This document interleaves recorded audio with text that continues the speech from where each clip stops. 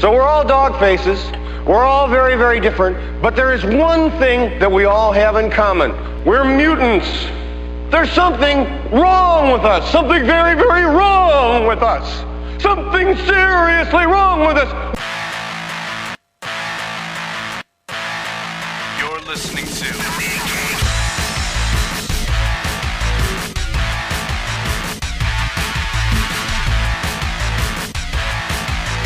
Comics Podcasting on the Edge of Civility.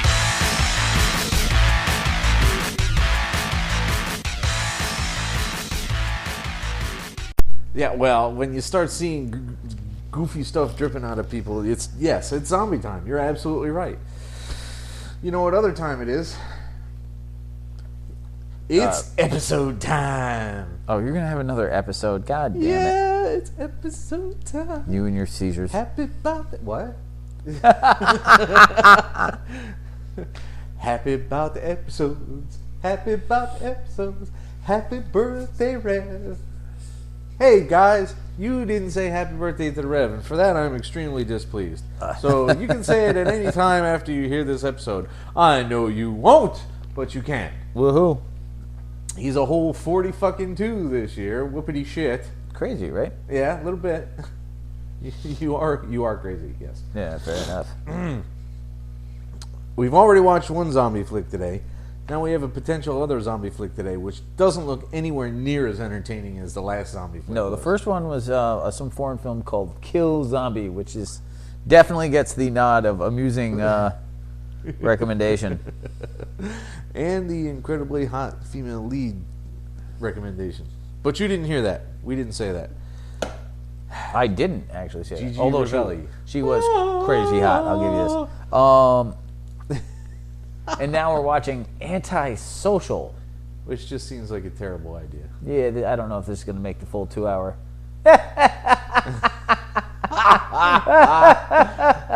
Guy tried to do a jump scare, got punched in the face. Love that. Oh, kids, you're listening to The Mean Geek, episode 189. As ever, I am your host, Adrian Tech Jedi Hunter. TJ! By my side, as I wish he never would be again. Wait, was that real? That's not real. That's a template, really. I have to fill that in. The uncivil best friend routine has to be fulfilled. It is what we do. I would never say a thing like that because I'd be reduced to not having a fucking podcast without him.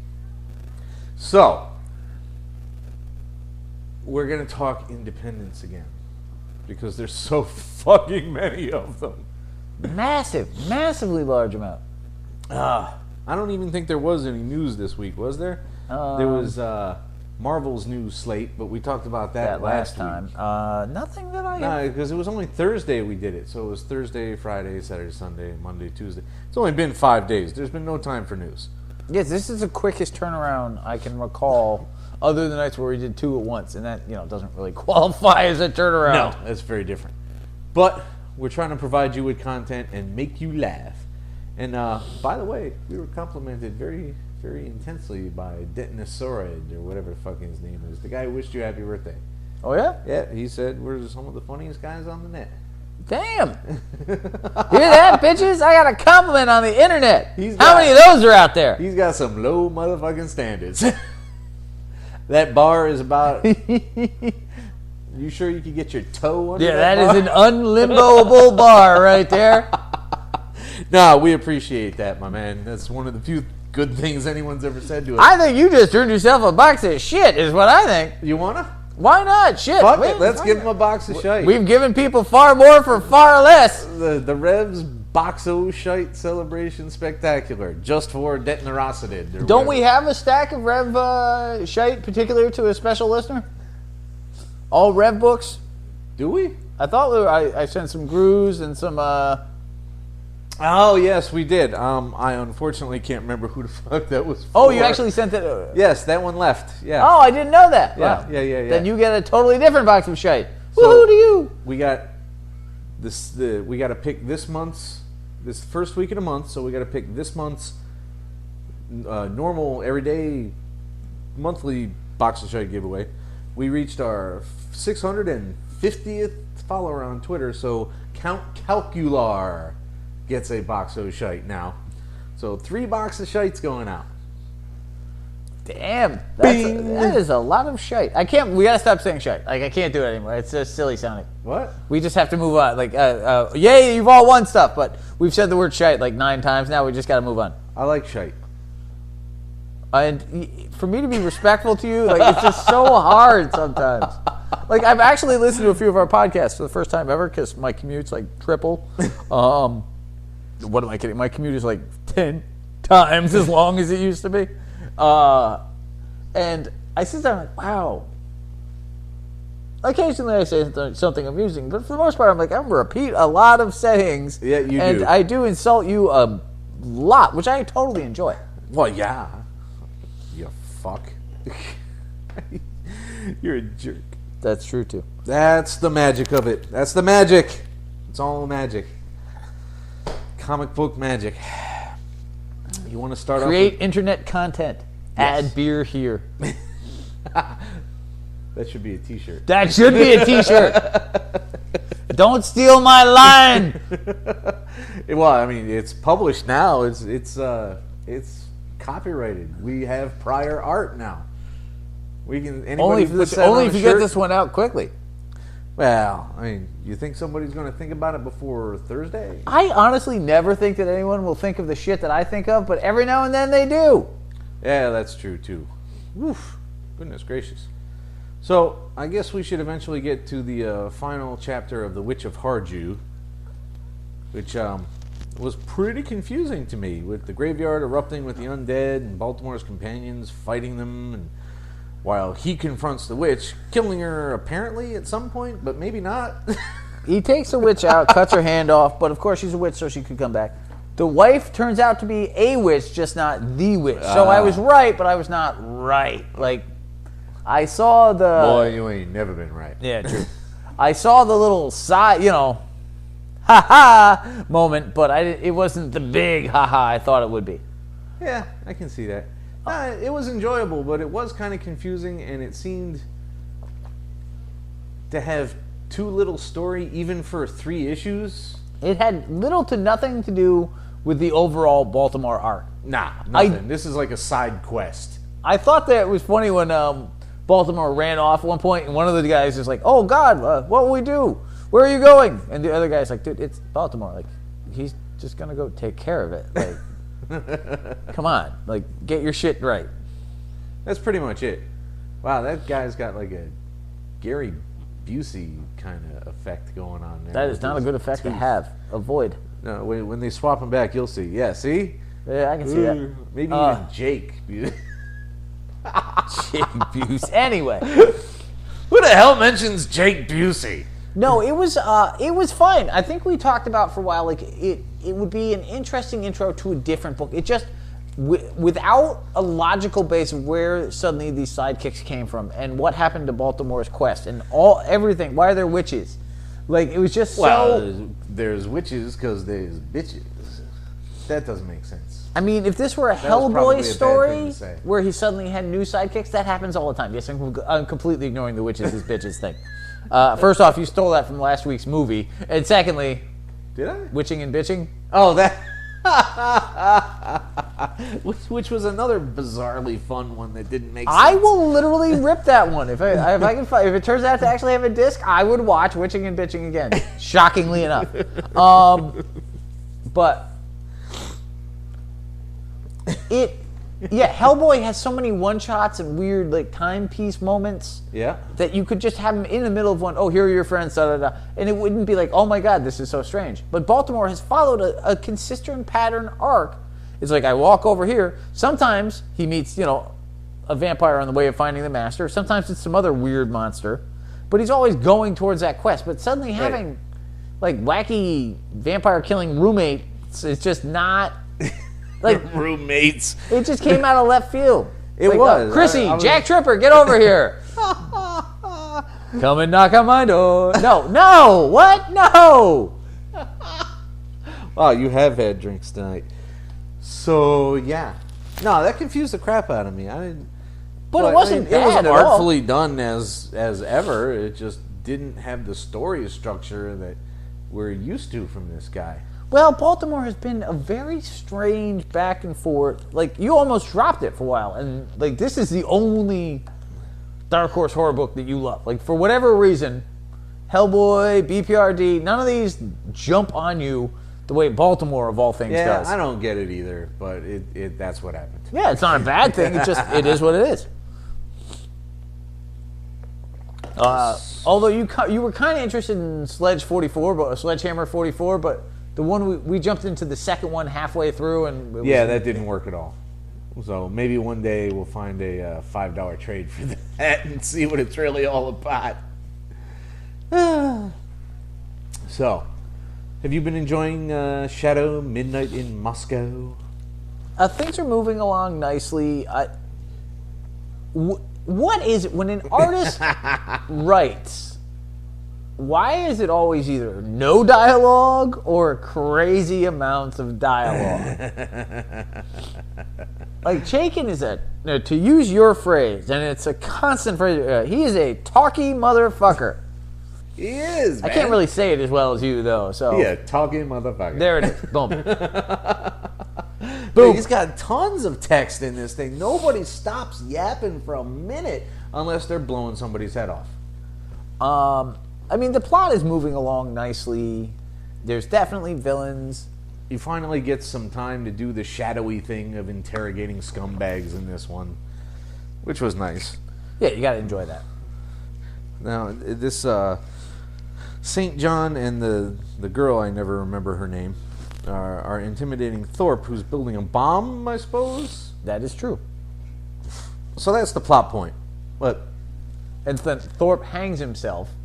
Yes, because he can't deal with the idea that they might actually use the bomb that he's been fucking creating.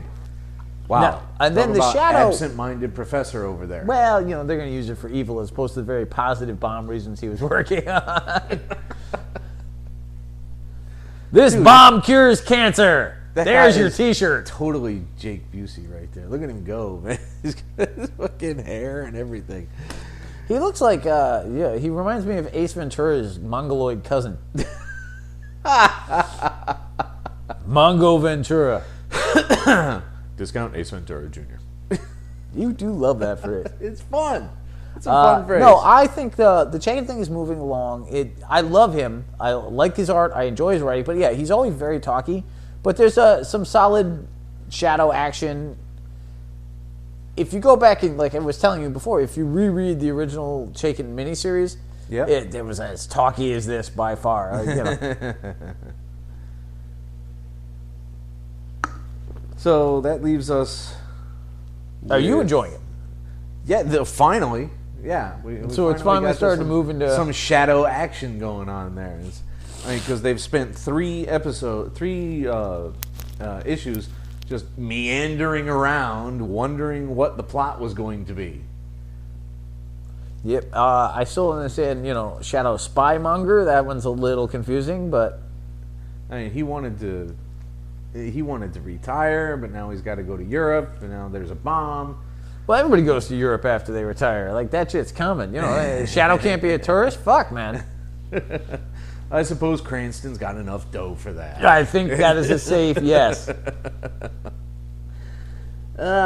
What's killing me in these books, though, is United States of Murder, Inc., number 5. Now, didn't they already do this? Didn't we talk about this? Valentine and Jagger went to Vegas to meet up with Valentine's high school sweetheart. No, who runs a casino or doesn't run a casino? She got shot in the head. Casino. No, they went to their neck of the woods. Now they're going to a different Because I was town. Like, didn't we just do this? Valentine, his relationship with the other girl was not as clear cut. I think you read into it because one of the things you find when you're reading mob stuff is it's really easy for tropes to kind of pour all over you. Like, oh, hey, it's a girl, old girlfriend. Normally they don't get turned into a Velveeta wall spread, but You crazy Velveeta wall pizza and Velveeta wall spread. That's just, you are a disgusting bastard. True. But yes, in this case, we meet up with somebody that Valentine apparently had psycho hot, crazy sex with, and then they were going to meet up and leave the mobs together and, drive the earth like Kane and Kung Fu and an automobile. Always works well. Interesting thing, I read something about that, and I don't know where it was, but somebody's like, do you not realize that Kane was not wandering randomly? He was actually looking for the man who murdered his master? Yeah, but, when was the last time anybody actually watched it? Quentin Tarantino, about 3 weeks before Pulp Fiction got made. Oh, probably. But he didn't really, did he say wander? He said he was going to walk the earth. Like Kane and Kung Fu. Which, that's unspecific, but whatever. Fine. I don't know, whatever. But, it blew my mind when I'm like, yeah, because everyone's turned that into, just wander randomly. Yeah. And it's like, no, he had a very specific purpose. He just had a very slow way of getting there. Woken. Barefoot trudging through hot sand, It takes some time. Yes. You take 4 steps and you sit and cry for a while. That shit's going to fucking own you. The thing about this one is Valentine thinks he can use his status to go talk to another boss. And the boss is like, I can't give a shit about you, man. I'm a made man. You're a made bitch. Pretty much. Bendis, you should have used that. I offer it to you gratis, but you've been a made man for 38 seconds, and you blew up a state senator. You can re-letter it. No, it is a fun book. The whole second female, you're right, the second female friend of Valentine's coming out of the woodwork is, it's just, the subtlety is lacking in this book in every way imaginable. This is not a scalpel, man. This is a fucking crowbar. Yeah. What's a fun crowbar? These things don't work out. No, your segues are special. I'll give you that. What's Big Trouble in Little China 4? This book's kind of growing on me. But you've completely turned a corner on this book. I have. Man. You would, at this point, if you found it cheap, being fully aware here, you would buy a Big Trouble in Little China trade. Yeah, sure. This is a fun book. Now, the thing that makes it fun is that Jack and Egg are fighting fucking monkeys. Dude, the monkeys are hysterical. Anytime you bring monkeys into it, things get better. I've always said so. Unless, it's the multiverse. Well, yeah, there's that. Now, the thing is, one of the monkeys...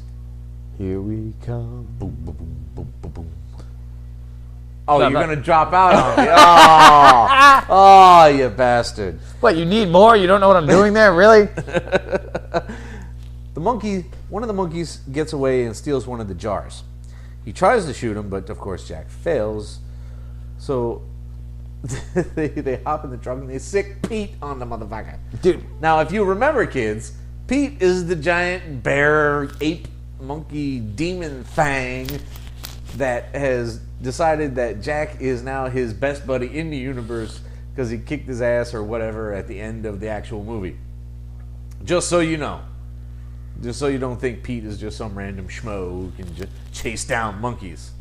Chase down monkeys. My favorite in this whole issue, though, was when the monkey's like, I peed on your truck, and Jack got all offended. He's like, you know what happened to the last guy who peed on my truck? He opened a car parts store. And eventually he died of bowel cancer or something. But yes, no, it was very bad. It was a bad life for him. He never recovered from the agony and the remorse. What? No. I totally adore fucking this book, man. It is ridiculous. They get back in time, right? But it turns out it's a double cross because you can't just have a straight story.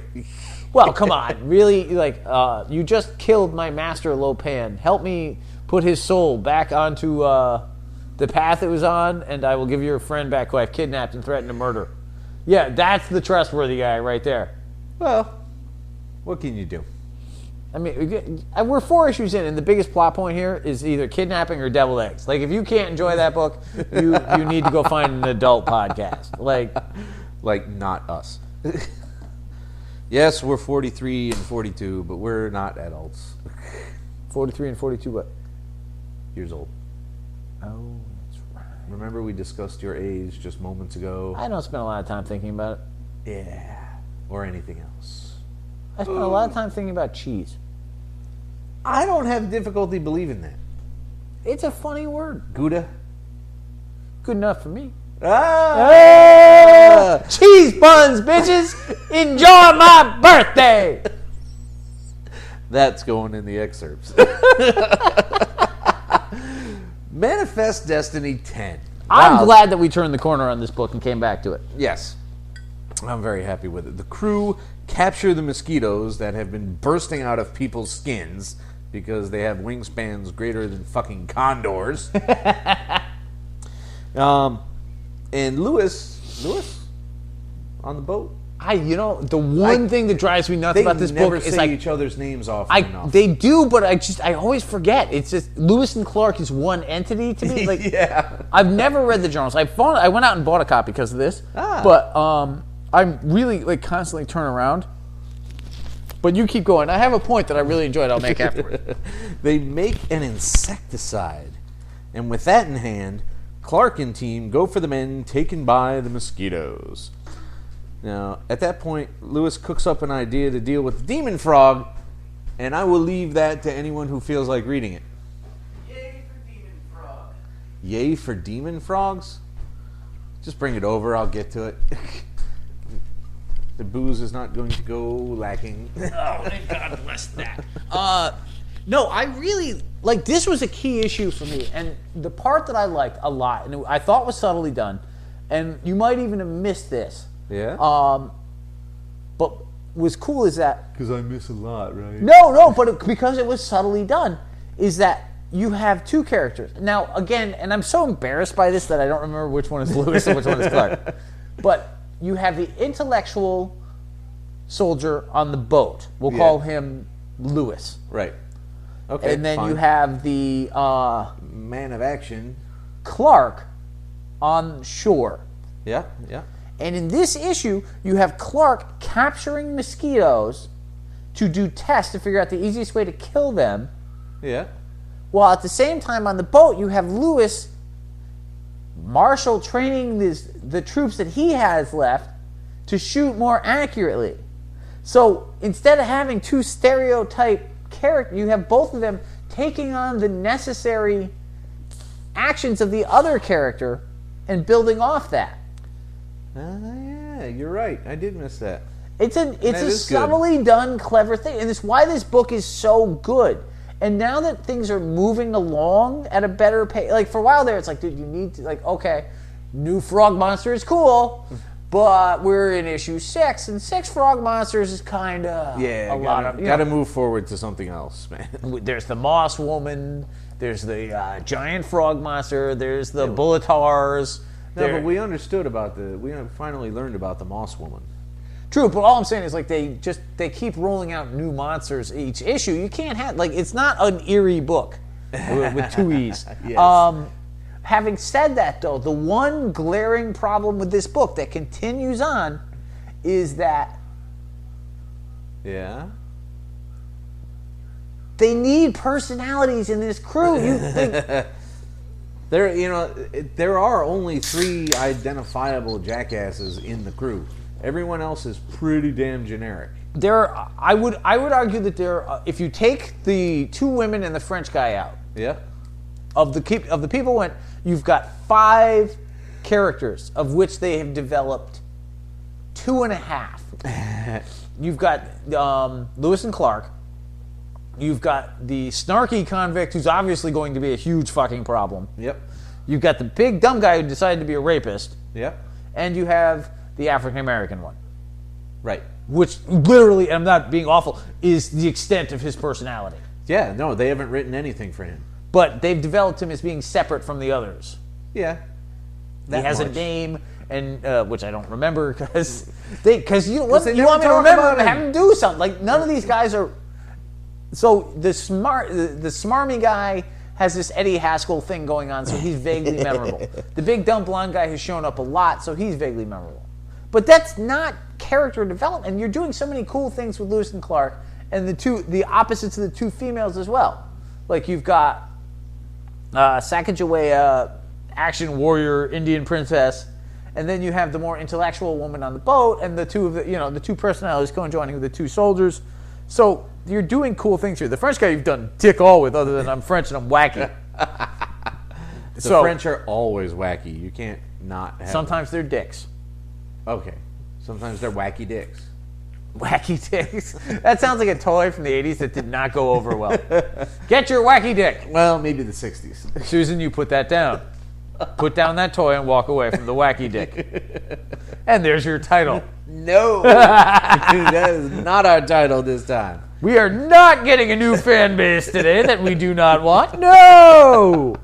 I say the nay. But, yeah, like, I love this book. I really do. I like the Cthulhu feel. I also like that, unlike a lot of those things, it's much subtler. Like, if you read real H.P. Lovecraft, there's not giant scares throughout. It's creepy developments, bit by bit, till somebody gets fucking batshit loco or eaten by a frog god. Like, those are your fucking options. It's true. The dozen or so Lovecraft stories I read are like, and then eventually he realized he was staring down at a giant eye in the ground. Yes, it's slow builds of unpleasant experiences that become a monstrosity.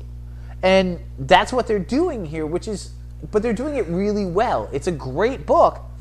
However, you can't like we talked about the Alien 3 thing, and it really screams that. You don't fucking compare yourself to Alien 3. Like, be better than that, comic book. Be better than Alien 3. And don't give me the David Fincher argument. I made it long before you did, and you know it. I guess I remember it. I won't make you repeat it here. But the fact of the matter is, like, I think that Manifest Destiny is an awesome book. It is a good trade to pick up. It's one worth following because it does subtle right. But yes, it needs to develop the minor characters way more. Now, the other thing is... What you got? The other thing, which is not being done very well at all, which marks our last issue, is Conan the Avenger 6. Now, I thought the last issue was the last. Are we positive I thought the last issue was the last issue. And I will say this. It did not come in the current shipment. So we'll probably get one like 2 months from now. There'll be one more like, goddamn. Yeah. That's always the most annoying. Like, I thought I killed you. I won't mention it, though. I'll kill you with fire. I will leave it at home. No, you won't. You'll bring it in like, ha ha. You get one more Conan for your sins, bitch. One more Conan for your sins. That could be a title. But now, the Patsy from last issue is being burned alive as a witch under the delusion that the prince will release him after a confession. Conan's still fighting the pig demon because that's what you do with pig demons when you're Conan. No, it's definitely true. There's way too much in this issue. Like, the whole storyline, you have the evil wizard who just gets run over by rampaging slaves. The king dies. The princess kills herself. The evil con man sorcerer is burnt at the stake. The ghost finder reveals to Conan through his own ghost, the witch finder reveals to Conan through his own ghost that he's dead. Thanks for that. That, like, I could have been... Did we need that? No, it's like, I could have been escaping, dude. Like, what's wrong with you? You had to bring me in here to find your body? Like, you've got the tongueless girl helping Conan escape, because I guess Conan's into no tongues. All the mercenary, all his armed forces become his mercenaries under him, because that's classic Conan. And, it really is. And then he forgets Blitz Ghost at the end. Job. There were elements of this that felt like Conan. More did not. Let's go sack a fucking city, kids, huh? How about there were that? things that I liked, but there were far more that I did not. I just don't... I will say this, though. Like, Conan is a half-brother to Jonah Hex. Really? That's an interesting comparison. Well... Is this something you've mentioned before? No, this is new. All right. Think about Conan and Jonah Hex for a second. If you're a friend of Conan and Jonah Hex in these books, you have a lifespan of 5 issues. Seconds. But they're half-brothers because all, or seemingly most, of Conan's women survive. if you're a hot girl that likes Jonah Hex, you have a bullet in you in about 32 seconds. Like, those girls do not go far. Like, Jonah Hex rode from, and I believe I brought this up before, Jonah Hex rode from town to town, making sure that all the hot women died. Like, wherever he went, he found a hot woman and someone shot her, which is just awful. That was, wow. But that was the 1870s. Yeah, all the more reason to protect. Like, how many really attractive hot women were floating around? That's the kind of shit that happened back then. That was just the West. Dude, I what? I literally guarantee, not figuratively, literally guarantee that nothing like Jonah Hex ever happened in the actual Old West. So I'm riding to town as a bounty hunter and shoot 32 people. No, you're not going to do that. No. Even Tombstone had a limit on daily kills. Yep. Of like one. Yeah, eventually people would be like, all right, man. He made the fucking horseshoes. What are we going to do? What the hell is wrong with you? Madness. He made the booze. What's wrong with you? You don't kill the booze guy. Never kill the booze guy. In the history of the real Old West, not once did 32 guys try to kill one dude and he make it out. Except for one. Wyatt Earp. Yeah, well, was that before or after he was a lawman? No, interesting statistic with Wyatt Earp is he was never actually hit by a bullet. Oh. Also a weird statistic, I give you this, but, you know. He was never shot. He was shot at. Oh, constantly, obviously. yeah. Well, you know, those weapons weren't exactly precise instruments back then. Yeah, but you know what? Yeah, when you get shot at that often, you figure, like... Law of averages, you know? Duke of Earp. Are you done? Can we No, go on you to know, the next book now? Oh, fine. All right, but yes, Conan, kind of a Don't ever letdown. do Duke of Earp again. I make no promises. Duke of Earp being what it was. Conan the Avenger was just not what I wanted it to be. I wanted classic Conan, and maybe you can't have that anymore. But maybe. I think you can, because fucking they just did. Well, not just, but Kurt Busiek did a phenomenal job on this book of giving you like awesome Conan stories and feel. Right. And this did. Uh-oh. Blondie's had it. She's gonna puke nastiness. Oops. Blondie's done. There's way too many people vomiting in this film. So anyway, there's too many people vomiting in general in movies nowadays. That is more common. Every time you turn around, somebody's yakking. Oh, what the hell is that? I don't want to... Oh, God, what is that? Oh, it's some kind of... Oh, my God. Oh, well, God. There's some kind of beast tendril thing coming out of her Oh, that house is just that she's disgusting. gonna cut with her nail file. That is some crazy shit, yo. And that's what you get for watching YouTube. You never notice that your best friend is cutting out monstrous tentacles from her mouth. So anyway, GROO Conan 3. Last issue, Conan beats up GROO. This issue, doofuses in a bar play up GROO's strangeness into an undying monster. And one claims Conan's throne, believing he has no way to win in a GROO world, where they assume the opposite of course, both are... What? They're both... What? They're both wrong, of course. They're assuming that GROO is far better than he is, because this is GROO's world and nothing withstands his bad luck. well, the thing is, it's all about phrasing. Like, I know, you know, you've made fun of Mark Evanier for years, but the subtle thing that he does here is that when they're talking about GROO, they talk about how dangerous he is, not how deadly he is. Not how good he is at anything. Not how it's skillful like, he right. actually It's like, is. no, he destroys. He ruins. Like, and he does all that. He makes things awful. But not out of intent, out of just sheer unadulterated stupidity. And incompetence. And there's a neat moment where Conan's like, well, normally I read what they're going to do in their eyes, but you're a moron, and I can't do it. Like, I literally look in your eyes and I see bean curd. Like, I don't know what to do with that. You just flung a chicken at me and put your sword down to do it. Like, I don't understand you. So you have GROO vanquishing Conan, which obviously is also not going to last, but was weird looking. This one, as much as I thought they've had a good handle on this one took a big step back because they really played up the GROO Conan much more than the Aragonés storyline, which was saving it for me. Yeah, I guess so. Although Sergio Aragonés at a Renaissance fair was kind of amusing. That was funny. And that's why you're like, okay, why more of this, less of this. But it was fun, and you dig it. I do. I am totally enjoying it. I am totally crestfallen, however, and severely disappointed by the George Perez solo joint, Sirens. Did you actually read it all the way through? I'm not going to lie. I did not make it all the way through.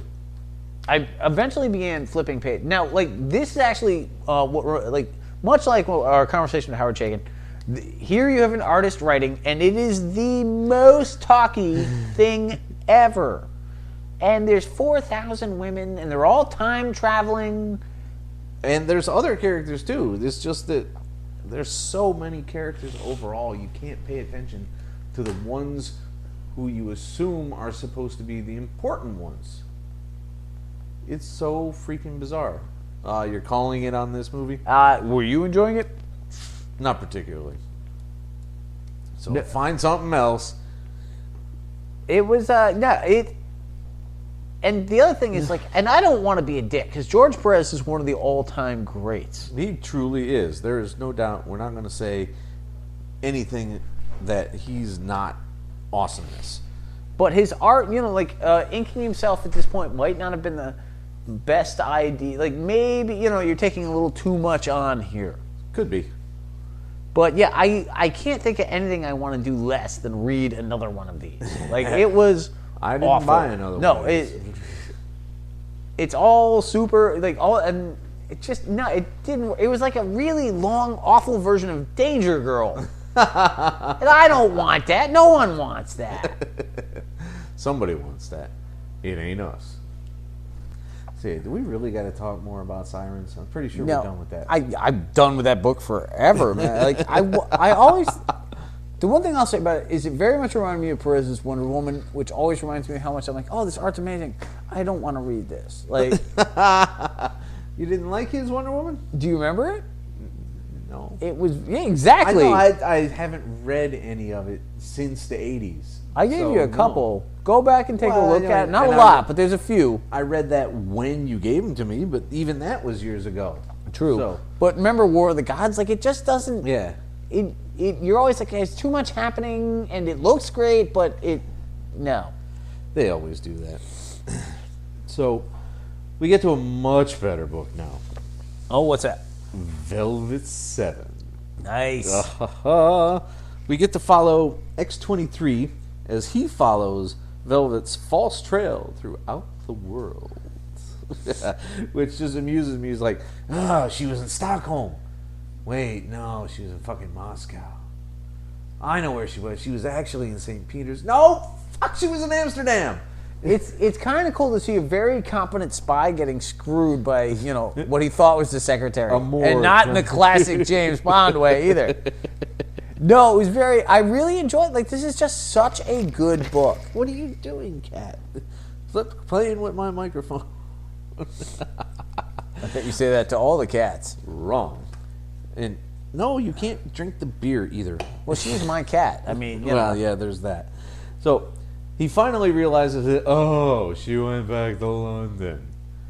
Where, last issue, she had finally gotten back in the MI6 and said, hello, Mr. Director, you will tell me all you know about everyone who fucked me. And now she's blackmailing, like, she's holding the director of MI6 hostage. Is that today's newspaper? Why, yes. Yes, it is. It's just such a good book. And you can't wait to see what happens next. I'm totally enthralled by it, man.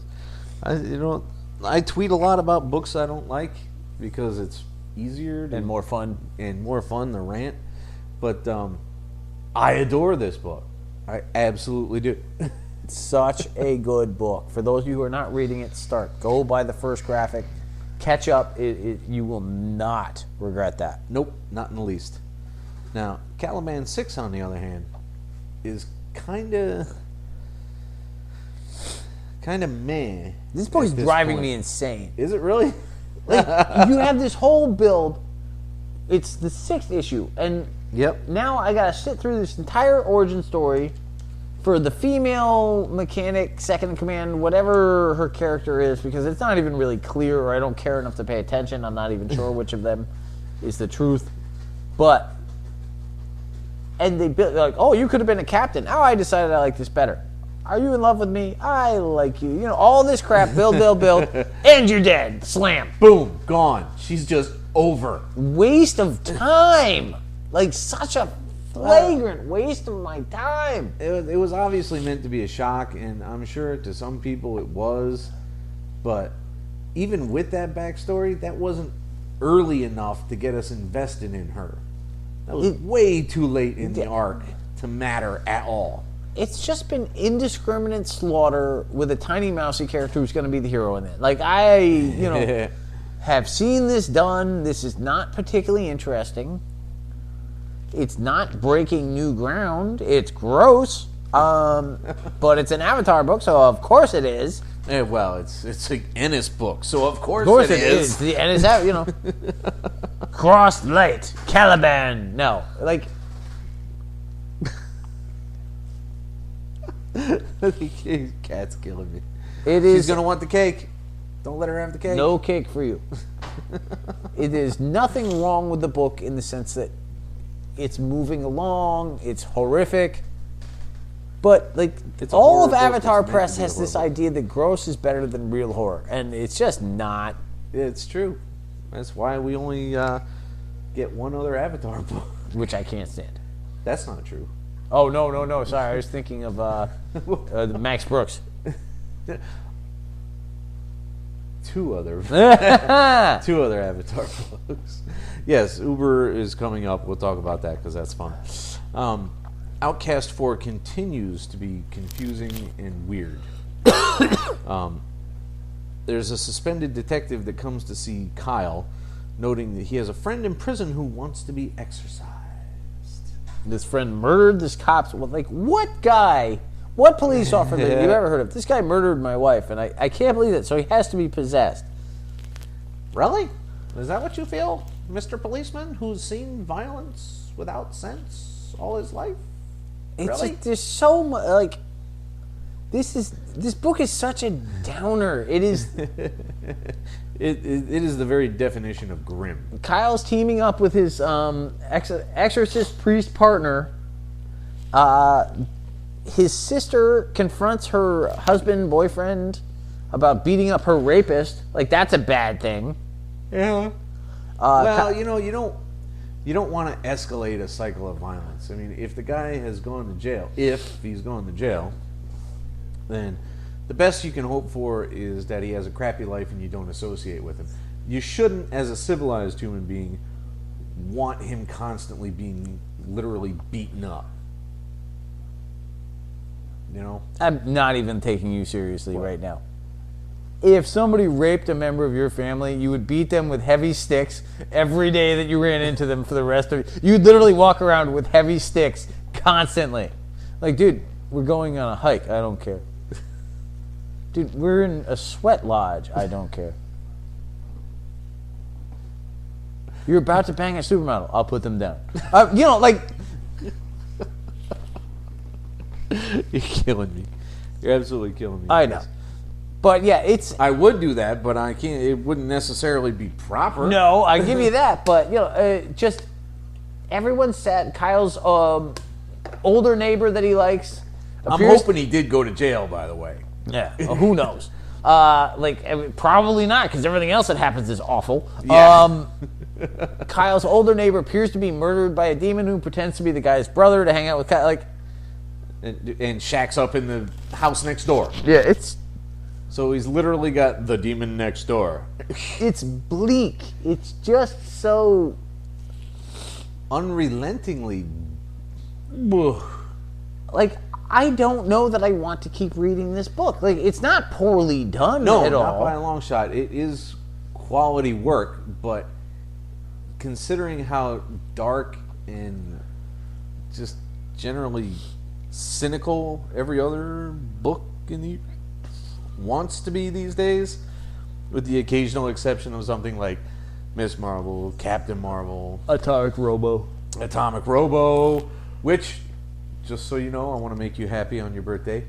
The last 2 issues came in this shipment. Finally! Oh, awesome.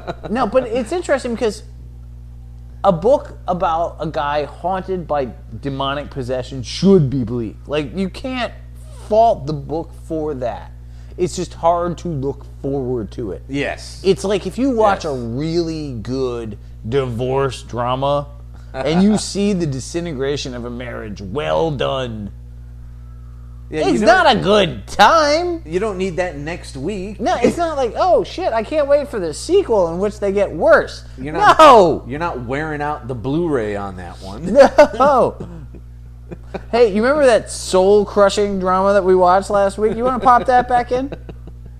You want to eat my ass, Bob? I'm thinking Goodfellas. I'm thinking MASH. Like, Shaun of the Dead. Fucking Animal House it up in here. I'm thinking something that doesn't want to make me put a 22 in my mouth. Yeah, you know what? Put dodgeball in. I don't give a rat's ass. Like, if I don't laugh within 4 minutes, you failed in your movie choice.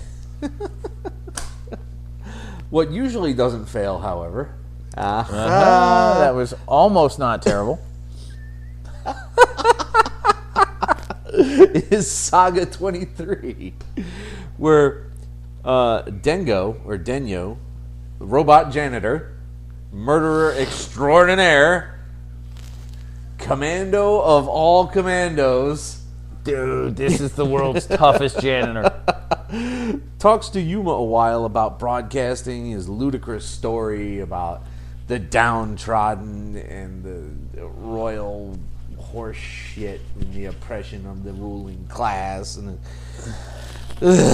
while that ludicrousness is happening, Marco was at the dancer's house having tea, and Alana is playing the pity me angle. And Dengo shows up, and a fight ensues, and the tree blasts off, and Robot 4 shows up. So it's just big downturn.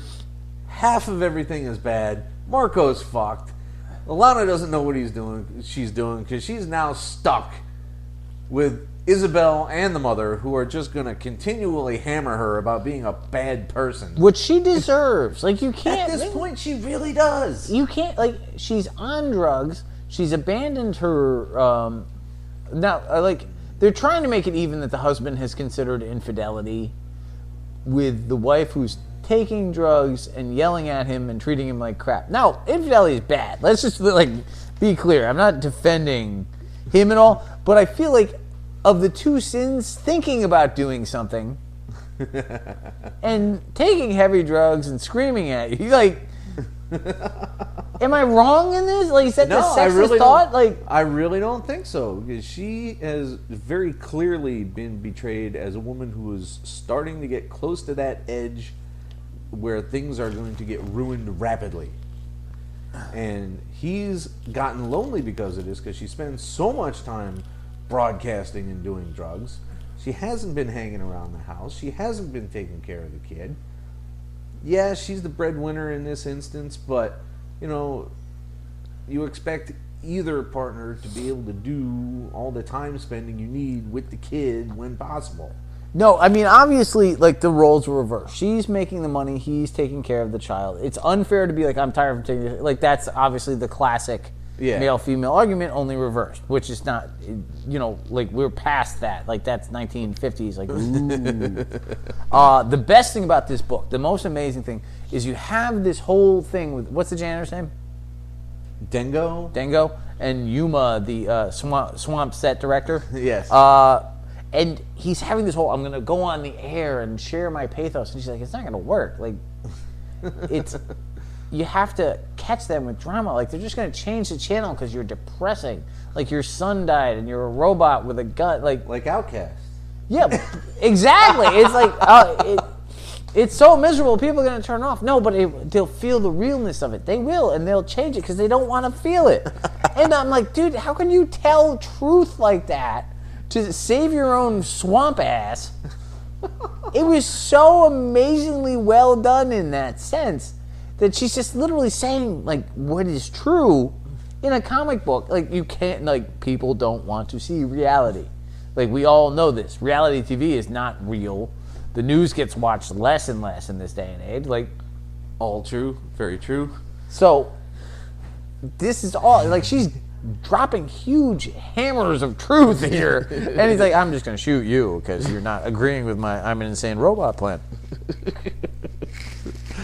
I'm an insane robot plan.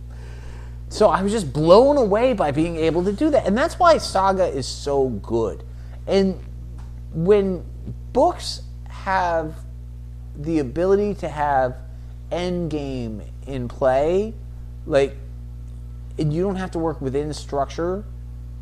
Like, too many books are writing to the graphic now, 6-issue storylines. And even books I like, and even books that have like an endgame and a shorter diversion, like Ex Machina or Powers, weren't necessarily 6-issue arcs, but there was always arcs and whatnot. And Saga never feels like an arc to me. Like, things change, but they change so in the world. They're not very well delineated. So organically. Yeah. That you never like, oh, well, this is the new arc. It's like things change. Like, something changes every book. I can't say enough positive things about Saga. I know there have been 1 or 2 issues where I've definitely been like, do something now. Yeah, because that was becoming common for a while there. It's like, some forward movement now, please. Yeah. And well, it also it suffered for a while because it is, for better or worse, a stepsister of Revival, which is the same kind of book. Although Revival is much clearer in its arcs. It's like, the New York arc, the Czech Boys arc. Exactly. Saga does have arcs. Like, if you go back, it's very clear what they are, but it never feels that way in the moment. You're reading an issue, you can't wait for the next issue.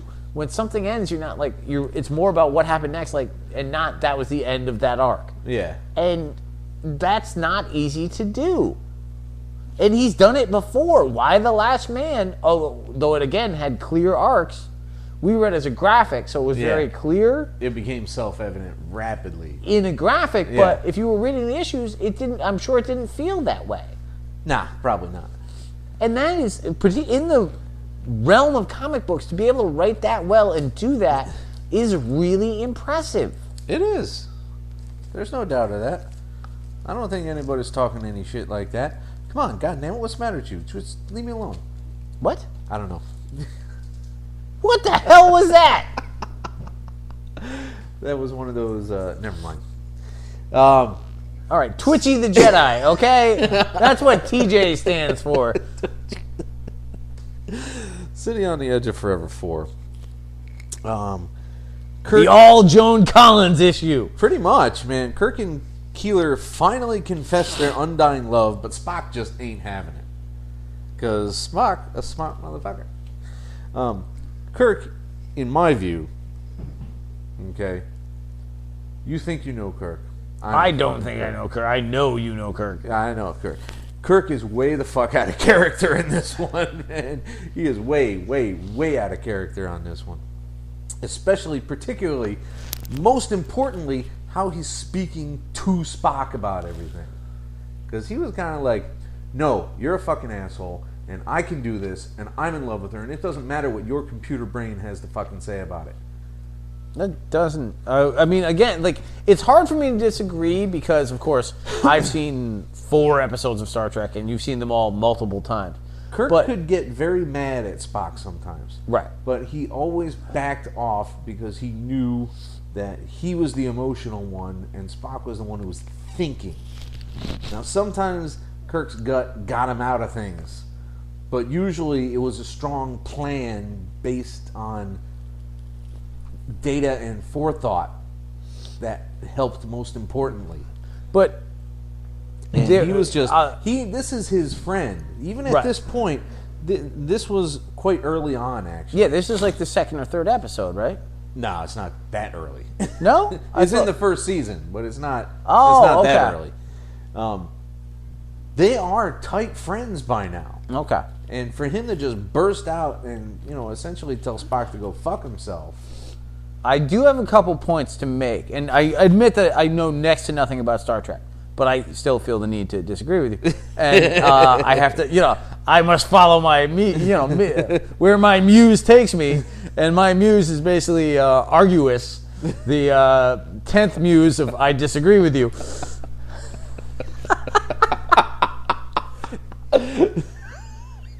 But a couple key points here. Yeah. One, I'm not positive on this part, but I'm relatively certain that it was fairly stock and trade in the episodes. If Kirk felt emotionally one way and Spock logically said something else, Kirk tended to go with his emotion. He would disagree, within a scene or two, he would go over. There's definitely a few episodes, though, and again, correct me if I'm wrong, because my memory on this is very hazy. I've read more bad novelizations of episodes, which are like 12 pages, than I've actually seen. There are a few times where it's like, I'm sorry, Spock, that's the logical answer, but we're going to do this, and it works. He's definitely done that. But I've already said that. Okay, no, but I'm trying to clarify. No, he's totally done that. So he's doing that here. But the other thing, and I think this is a more valid point, and I think this is where I disagree with you legitimately. The other one I'm just trying to make sure we're clear on. Is that even if this wasn't one of the first episodes, this was written before the show was established. All these scripts are coming in. I count maybe 3 or 4 were on the air. I see what you're saying. It would have been written early enough. Right. In the season. So Ellison is not going to write we're best friends. Yeah. Okay. No, that's a good point. So, yes, by the editing process, they would have tightened that part up, but what we're seeing is the entire unaltered script, which, of course, is going to be based on Harlan Ellison, more passionate and more confrontational, because it's Harlan goddamn Ellison. So, I think that has to play into that as well, and that's where this gets challenging. Because this is so good and so well done of an adaptation. And it pisses me off that I have to keep saying, Star Trek, better than Star Wars. Better than the Star Wars.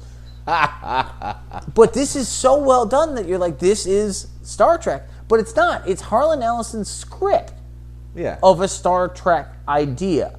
Right. So you're seeing, it's kind of like watching... what's the one with Pike? The Cage? Yeah. Or the Menagerie. Take your pick. It's the same show. Okay, but I got that right, shockingly enough. Holy crap. Woo, for me! Dude, you kids can't at home see this, but I just mentally did a fucking Mario jump in the air with the one fist without leaving my chair, because that would look horrible.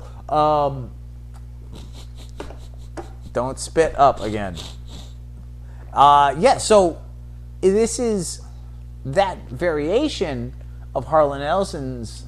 It's so well done that it feels like a real Star Trek book, but it's not really. It's Ellison's script for something Star Trekian, so to speak. It was written for Star Trek, but it was never cleaned up to what fits. This is the unedited version. Yeah. And I suspect a lot of scripts are like this. Oh, sure. Like this, most scripts that went in there were probably and Spock slaps Scotty's like, you bitchy Scotsman. And fucking Gene Roddenberry's there with a huge eraser going, no, we're not doing that. You bitchy Scotsman. If I ever have a boat, that's what I'm naming it. The bitchy Scotsman. I'm gonna tell Dalton. I'm gonna tell Dalton he needs to tell his brother-in-law to call the boat the bitchy Scotsman. But I mean, so I think even though I don't know Star Trek, I think that's a valid argument. You have to remember, he's writing what isn't an established show. It's first season. There haven't been that many on the air by the time they've solicited this script. So, if any, you know, this may have already been written before it even aired. So all you have are like the general guidelines. Yeah. So yeah, they're going to be more confrontational and they're going to be more emotional because Harlan Ellison writes what Harlan Ellison wants. Even if he was told, well, Kirk and Spock are best friends, and even though Spock infuriates Kirk, he respects him as a scientific mind, and he will eventually listen to him. Ellison's like, no, he's going to yell at him a lot. Like, deal with it. And then they edit it, and Ellison's like, how dare you change my script? Because that's what he does. I've read more about Harlan Ellison than I actually have Harlan Ellison. I have found you as much Harlan Ellison as I can. Like, at this point, I look for it, and they're like, no, there's no more for you. I do have an interesting Harlan Ellison factoid, though. Sure. What is it? Science fiction writer and creator of Hyperion and Endymion, Dan Simmons, was discovered by Harlan Ellison. Ah, okay. Dan Simmons had been writing for a while, and it was not getting anywhere. Nothing was published. So he went to one of those horrible writer retreat things, and he brought a story that he'd written, and Ellison was running it, and Ellison was like, again, being Harlan Ellison, he's like, I'm reading an introduction to Dan Simmons short stories, and he's talking about how he is at these things. Okay. He's like, look, I take writing very seriously, so if you're bad, I tell you suck. Like, it's not like a nice, like, oh, you should change this and work on this. Like, you're never going to have a career. Don't do it. So he's ripping people to shreds left and right. And Dan Simmons is sitting there like, fuck. This is going to be horrible. I'm trying to determine if Dan Simmons, he even writes his own introduction after that to the first story. He's like, look, I was going to drop it if this didn't work out. And then I'm watching Harlan Ellison just destroy everyone. And Ellison's like, look, you're not going to have a happy life, but you are a writer. Like, it doesn't matter if you ever publish or not. You are a writer, and you have to continue writing, and nothing will satisfy you as much. You're screwed. Like, yay, thanks, I guess. Awesome. That was probably the most charitable thing he had said that weekend. Or ever.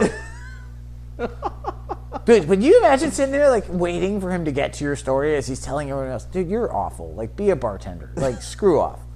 And you're just sitting there like, dude, I have a short story about, like, what if the Muppets got fucking real people jobs in there? Like, I'm doomed. I'm hoping for the earth to swallow me right now. And that's what it's like in our universe. I can't deal with that. If I was Dan Simmons, I would have just like, Darr. You just run through like the pressure that builds as he picks up the next one. And everyone's room like, don't be mine, don't be mine, don't be mine. I would just as soon get it over with, actually, now that I think of it. Yeah, because you're do it. Just fucking do it. Yeah, because every one that he reads, you're like, oh, God. And this is monkey piss. Ah, God. So painful. All right, what's next? Well, let's get off Harlan Ellison. Okay, for real. Trees 5, which son of a bitch. I'm hoping it was my last one, because I was bored and fucking confused about this now. Well, Artist Boy determines that shock of shocks, he likes orgies. Because that's a revelation. Jeez, come on, man. The Somalis have placed missile launchers on top of their short little tree, which, couldn't you put them on a fucking building just the same? Why is the tree crucial to the missile launchers? I mean, they're not on it. I know they're you're pushing Somalia, against it. That's why it's not defending. Which I was sitting there like, really? Like, I can't stand trees, man. I'm sorry. I love Warren Ellis, but this, once again, now I got to sit through a freaking history. First, the kid in the orgy. I'm like, what? Like, you're like 9, dude. What the hell is this? Then I got to sit through a history of Aleister Crowley for the 50th fucking time, and this book goes nowhere. Yeah, I don't care about Aleister Crowley. I looked him up after this because I'm like, I know a few things. I don't know a lot of things. He was kind of an idiot. I have an interesting factoid about Aleister Crowley, too. Yeah. That's what I do, is I bring the trivia. Black Label Society and Ozzy Osbourne guitarist Zakk Wylde was going into the studio with Ozzy Osbourne to record. So he went in first, and Zakk Wylde's a nice guy, for a giant Viking murderous heavy metal guitarist. So he's putting up pictures to make Ozzy feel comfortable. Like, he puts up a huge poster of Jimi Hendrix. He puts up a huge fucking poster of Aleister Crowley. And Ozzy Osbourne comes in. He's like, I know this is Hendrix, but who the fuck is this?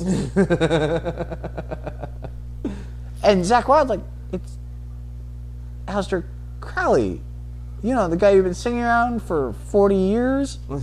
And I was just like, I've never seen a picture of him before. And oddly enough, I read that in a wrestling biography of Chris Jericho. So, you know, the world is... Get the fuck out of here. He and Zakk Wylde are buds. So Zakk Wylde told him that story. He's like, I'm writing that shit down. And I'm sitting there reading it going, I'm telling that on a podcast. So the story just becomes a ball that moves... Wow. So the plants that Marsh has been tending... Eat him. Taken over the atrium, and do they eat him or do they They're possess mold him? on him. They're all over him. He's not well, but he's not dead. They don't actually eat him, but they've done something to him where he's just lying there, and everyone hates him anyway, but now they're like, shit. He was kind of right, but he's still a dick, and now we have to deal with fucking Plant March. So they burn him. No, they burn the plants, and they want to burn March, but they're going to fucking airlift him out, which I'm sure will be a problem. Yeah, that'll be fine. Whatever. Which they would not do. We're scientists, and you're covered in evil fucking space alien muck. No, we're going to lock you in a fucking frozen room. The thing is, like, every issue seems to veer for at least 5 to 6 pages on shit that seems to have nothing to do with anything previously. This time it was Aleister Crowley. Last time it was transvestite. Like, every issue, it's like, before that it was the politics of Brazil. Like, yeah. It's do like... Do you ever think he's going to pull this shit together in a point? Or I don't think he can. If he does, I don't care. It's like literally he's taking notes on... I'm dropping literally a lot tonight, I'm noticing. It's like he's taking notes on shit the Rev does not want to read. Like, all right, we've got Aleister Crowley. We've got Brazil. Transvestite. Like, what else? Frog dick. I don't want to. No, and no. Like, just a long, and every issue goes nowhere, but it just drops another issue of garbage in the middle of it. Another. I'm done with this book. It's boring me. I don't understand what the point is. Why does anybody give a shit? And now finally something is happening. Like the tree mushrooms have caused the leaves have caused some sort of reaction in someone. But by this point, it's too little, too late, and I don't care. That's a quarter of the story, though. I mean, when is it going to happen anywhere else to anyone else? Why? I mean, a journey of discovery is great for an artist, but it's not like, well, I've discovered partying. That's a revelation. Yeah. What? Really, man? Come on. How you going to front when revelation comes? I don't know what that means. Beastie Boy, right? Oh, okay. I can't have a factoid about everything. Sometimes I got to use songwriting. On the other hand, Nailbiter 5 was a little more engaging. I love this book. I'm sad that I understand why we're dropping it because it's really creepy and weird and there's just too many goddamn books right now. But it is fucking good. Now, there's a flashback to Carol, who we remember is the now quadruple amputee that they found in the underground cavern in of serial the graveyard of serial killers, interrogating Nailbiter. Oh my God! I can't read my own writing. Then Carol, interrogating Nailbiter, then Carol in the hospital, where Finch and Sheriff are omitting the caves. They're not telling. They're like, we didn't find no fucking caves up in here. We're not telling you about these caves. It's hard. Imagine dealing with this case from an actual police procedure. I would want everyone to know everything because I'm not being held responsible for some shit that I just didn't feel like talking about. Okay, but because you can see it in the trial. You knew about the cave, officer. That's true. From an actual standpoint, you're probably right. But if you're trying to solve the case, like bringing the caves into it and getting them tramped all over the place, well, you're right. That's the classic fiction. In real, actual police procedure, it's like, no, we need to get 4,000 cops down here. Fucking put a light everywhere. Yeah. Blood test everybody. Yes. But it's like, in real life, like, oh, let's keep this giant thing a secret. Wouldn't work. It's like, like they'd be examining Carol, like, well, he's covered in grave dirt. Like, did we look underground? What? I don't know what you're talking about. But the Scooby-Doo the comic books allows in this kind of thing. It's like totally logical to keep this shit to yourself. But yeah, keeping the cave, actually, you're right. I hate saying that, but you're absolutely, there's no logical sense why you keep the caves to yourself. No. Like there are caves under the graves. Really, it's a graveyard of serial killers in a town that breeds the most serial killers in the world. You really think that, we don't want them to know about the caves, that might blow their minds, is a key issue? Now, they eventually realized that the teens were probably set up from last issue. Is being visited by yet another killer, though, and that he's seemingly partnered with, maybe? Well, NAILBITER is... Well, you've got a lot of little things happening. This book is moving at rapid pace. The teenage girl is visiting the NAILBITER, which is horrible. NAILBITER is partners with the creepy serial killer fucking delivery man, businessman, who's actually a serial killer. It just... Bizarre things are happening. And I don't bite my nails, and I never would again after seeing the graphics of this. Like, every time I see somebody biting into the center of a nail and pieces coming out, like I want to throw up in my brain. Like, yuck. It is a legit... How do I say this? It is a legitimately creepy book. Yeah. But it's going too quickly for real scares. Like, the moments, like that cool moment when they were in the morgue and the lights turned on and turned off and you saw the killer and it went nowhere, but it was just, it was like that movie moment. Yeah. That, you're like, oh, there's going to be horror later on. It's not going to happen now, but you're building up. There's not enough of those because it's moving so quickly. It really is. This is only 5 issues. And the amount of shit that's happened in those 5 issues is crazy. This is a creepy ass show. I don't know what the fuck we're looking at anymore. I don't know. French Jesus pirate. French Jesus pilot, which is not something you're going to find in Uber 17. Uber 17, or as I like to call it, when the British finally don't suck. They do. They're finally making plans. They're finally making good plans. They're developing methods to go out and complement who they have to fight with who they have to fight with. They're going up against, which initially sounds kind of odd, but yeah, it's a hard sentence. Instead of just sending all of their one type of guys into a battle and then all of another type of guys into a battle, they're mixing up the troops in a combined arms thing. Which, first off, like, the Germans have been doing that all along. So, the British getting that last is pretty sad. But what's really cool is, the whole idea that all this is basically a build to get to there's a mole in the house. Yes. This whole issue, as cool as it is, and it's awesome, is really just a big, we have a spy. Mm-hmm. Because the big reveal is like, I figured out how to deal with the Germans by studying our own weaknesses. And they have the same weaknesses because they've translated the same part of the evil alien text we've been using to make Ubers. What? So that was kind of neat.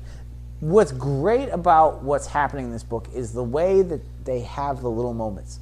Like, you have these British commandos and British super commandos together, and they're arguing about gas masks as they're going off to, like, that's right, theoretically a certain death mission, and you're like, dude, this is awesome. Like, it feels like it should. Good World War II movies have guys talking about nothing. Like, it's not, let's keep, like, bad films only talk about plans. Guns of Navarone is awesome because they're like, they spend half the time making fun of each other's mustache. That's the shit you want. That's when you know shit is good, when they talk about nothing. That's why Quentin Tarantino has a job. It's an enjoyable read. Go buy it. Uber's great. Uber is... We are so close. We are almost done. Dun, dun, dun, dun. Now, here's my question for you. We got a 50-50. What do you got? Do you want to end on the high note, or do you want to end on the eh? Let's end on the eh, because I really want to talk about the high note. All right. The high note is the one we've been waiting for probably since Dynamite took over the fucking Shadow franchise. I never even thought of this. I was not waiting for this because it is so out there. Well, I mean, it's the quality we've been waiting for fair since. enough. But Grendel versus the Shadow finally made me sit up and say, I like a Shadow book now. Well, the thing is, my first thought reading this is that he nails Grendel, shocking, and he nails the Shadow. This is the best representation of the Shadow. This is better than his reputation in Representation. Thank you. Wow. Dude, getting up at 2:30 in the morning and not sleeping since is just not working for me. We gotta get you to bed. But Aha! stay away from me. It is the best Dynamite representation so far. Yes. Because here's the thing, I like Matt Wagner a lot. I have always been a fan of his. I have collected weird side things like the Aerialist. We both liked his take on Faces. I made you read his Demon miniseries one, and the one issue he did of the regular series, 22, I think. Right. Obviously, both Mage guys. I love Grendel. You love the Grendel graphic and key moments in Grendel. Yeah. You hold back a little bit more there. You know, there were some of them when I was like, what's the point of this fucking story here? But the thing is, Matt Wagner just was working on finishing up a 10-issue Shadow series. So the Shadow is fresh in his head. Yeah. But this is also the best Grendel he's written in a long time. Like, this is a Grendel with flair. This is a Grendel full of himself, having a good time. Yeah, with drive and ambition. Not, self-pitying, like, I hate that I'm a monster who stabs people with my pitchfork. He's a happy villain. And his art has evolved in a way that just suits this so well. It really does. Like, I can't help but compare this to Batman Grendel. And the thing is, like, the Shadow, Batman, and Grendel are all versions of the same coin. Yeah, they absolutely are. Three guys, heroes, villains, in whom their alter egos are their real personalities. Right. But for whatever reason, in Batman Grendel, and it's going to be a while, there was way too much focus on Bruce Wayne and Hunter dating these two girls, the Canadians, and that didn't have anything to do with anything. Bob's Your Uncle was a huge story point, not me saying Bob's Your Uncle, like. And I just remember being like, dude, I don't, like, these girls, like, I don't care. Why is this not more awesome? And he was doing that, like, small picture blockiness phase that he was in for a while. Oh, yeah, that's right. Hey, so this just kills that to me. Like, this blows that away. Well, the thing that happens in here is, I was wondering how they were going to do it. Time travel comes up, which is always awful. Sorry, I didn't mean to cut you off. No, they kept it simple. They didn't try to say, oh, Hunter Rose wanted to go to a simpler time so he could take everything over. It just happened that way because of some artifact he collected, which happened to have a scroll that allowed this shit. So he's like, back in time. So he's like, where the fuck am I? Oh, this looks like 1936. This will be no effort for me to take over. Let's give it a try. You just gotta love a guy who shows up and he's like, well, where am I? Oh, wait, no, when am I? All right, let me start taking over the mobs. Like, what? Who does that? Hunter Rose does that. Like, this is the best Matt Wagner in a long time. Like, I want to go back and read the 12-issue Green Hornet he did just because of how well he's doing this. I'm like, maybe he nailed that too. Who the fuck knows?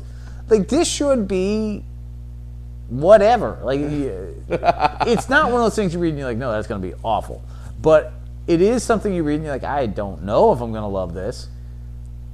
No, this one became rapidly apparent that it was quality shit. Yep. No, it really is. I'm very much looking forward to the next one. It's a good quality book. big, thick, heavy too. Yeah, no, like you pick this up, you're like, damn, this is the way a comic book should look. So big marks for this. Like, if you like the Shadow, if you like Grendel, or if you just like good comic books, bing, this is your book. I want to do something real quick. Out of everything we've read tonight, I know we have one more, but it's definitely not going to be that one. What's your must-buy this month? Like, I feel like we should start, like, putting one book kind of, not on a pedestal, but making a call out and being like, this is the one you need. What's the one that says... Well, not to put too fine a point on it. Like, flip through them real quick, see which one jumps out at you. Let's... well, all right. But we'll make this more of a thing for next time. So next time you have to have a specific one. I can see. Baltimore is not a must. You can take or leave it, honestly.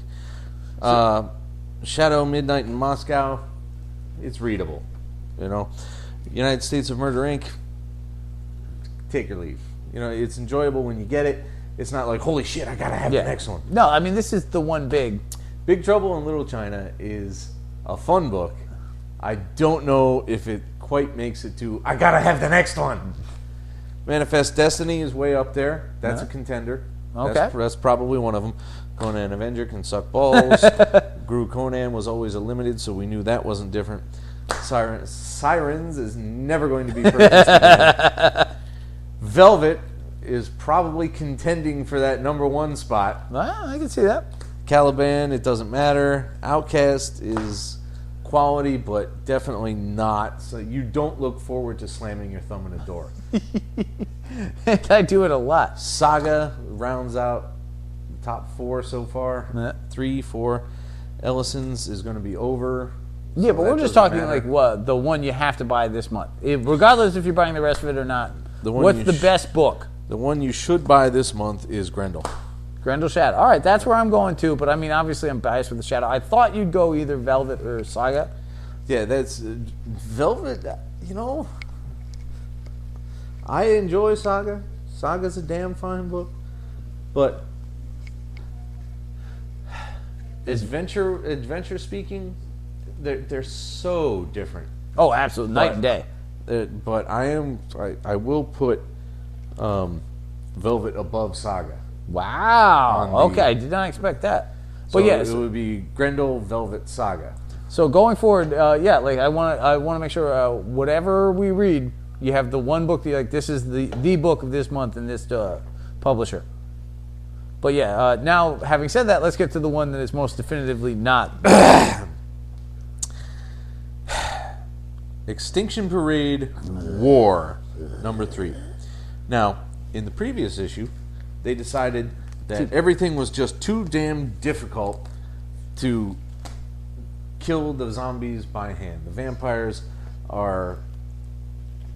have been lazy for eternity, so when they finally decide, all right, it's time to fight back, they don't even consider weapons or tactics. I hate this book. They just jump in to hand-to-hand slaughter with the zombies. Now, last issue, it was revealed that, hey, maybe there is a more efficient way to do this. We should use head dancing, which I just stared slack-jawed at this fucking page when they said, let's dance on heads. Oh, this is an incredibly efficient way to do this. I won't get tired at all jumping constantly. And now this issue, that's blown away by you, jackass, swing a sword. Which is more tiring than the head dancing. Is it? I don't know. Because they're lifting. They even argue, like, one of them even points out, like, well, you're more tired after that. And they're like, yeah, but it's more fun. Like, the thing is, I get that. I don't understand this book. Like, the whole logic of this book fails me. Because the thing is, I get that you don't immediately think weapons because they don't need them. They've never needed. It's like somebody shoots them, they laugh it off, and they tear them limb from limb. Yeah. The level of power they have doesn't require them to need weapons. That makes sense. You're completely correct. That's why the first issue went the way it did. But, like, this whole idea that vampires are so lethargic that they forget like, never before have vampires been this stupid. That's true. That's a very good way to put it. I mean, even the pseudo-feral ones that are minions in some movies are not this fucking dumb. No, these are morons. Like, oh, we've forgotten what socks are. Oh, like our minion killed himself. Where do we buy toilet paper? Like, you suck. You suck so much. I hate all of you. They are dumb. Yeah, and I just, like, they're so, like, and now, oh, hey, I found a sword. Ooh. And they're dumb like Paris Hilton dumb. Like, I've got a sword. Ooh, shiny thing in vampire hand. And last time it was like, ooh, shiny martial art. And now they're already throwing that up for the next thing. And like Kim Kardashian the vampire, like, I don't care at all.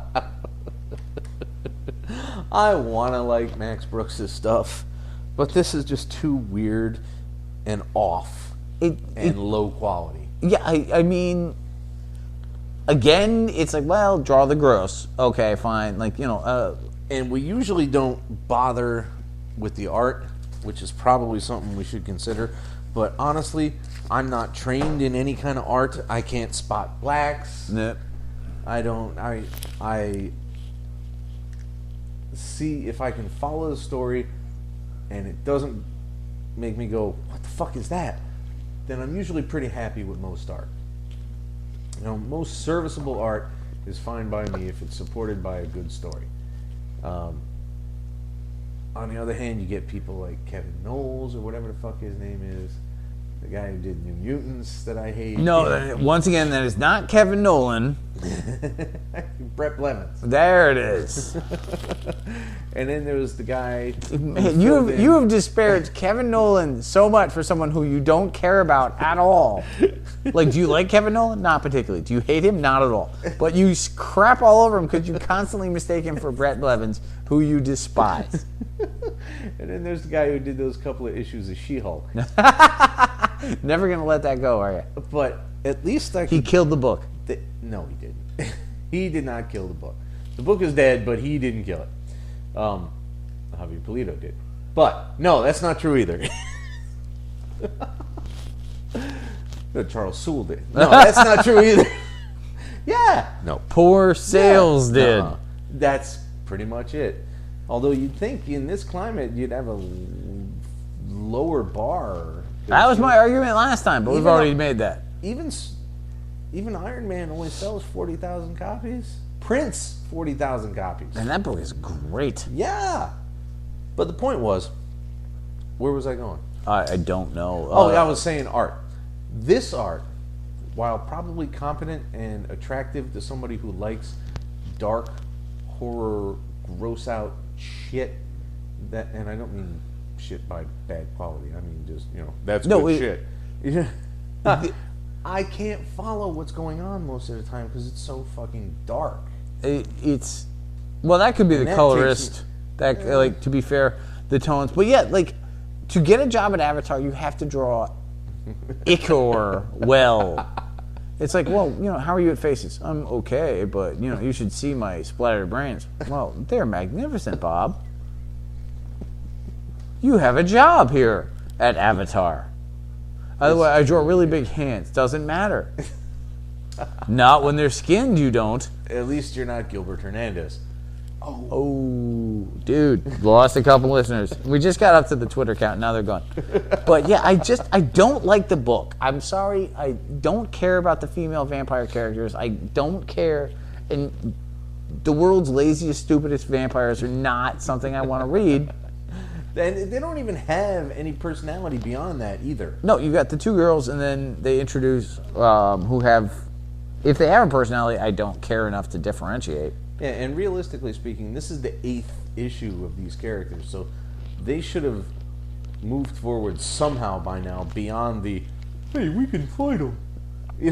Dude, and the whole these swords are bad. We should go to the museum and get better swords.